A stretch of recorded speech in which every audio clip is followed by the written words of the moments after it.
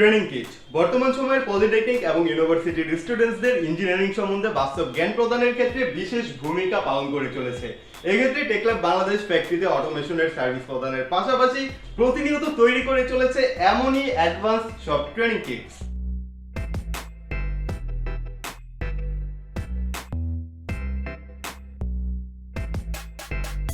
এখানে যে ট্রেনিং কিটটি দেখতে পাচ্ছেন এটা হচ্ছে মাল্টি পিএলসি ট্রেনিং কিট, অর্থাৎ এখানে একাধিক পিএলসির ব্যবহার করা হয়েছে।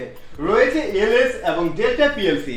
এছাড়া অটোমেশনের সম্পূর্ণ ব্যাপারটা এক্সপেরিমেন্ট করার জন্য রয়েছে এইচএমআই এবং ভিএফডি। এখানে লোড হিসেবে রয়েছে একটি 3 ফেজ মোটর। এছাড়াও রয়েছে বেশ কিছু রিলে এবং ম্যাগনেটিক কন্ডাক্টর।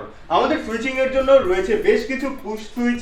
এছাড়াও সেন্সরের ক্ষেত্রে রয়েছে কিছু প্রক্সিমিটি সেন্সর এবং ফটো ইলেকট্রিক সেন্সর।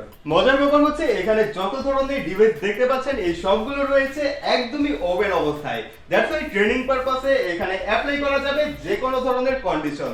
এছাড়াও সম্ভব হবে যে কোনো ধরনের পিএলসি প্রোগ্রাম করা, এইচএমআই ডিজাইন করা, ভিএফডির প্যারামিটার সেট করা, একে অপরের সাথে কমিউনিকেশন করা, এছাড়াও যে কোনো ধরনের লোড সিলেক্ট করা ইত্যাদি।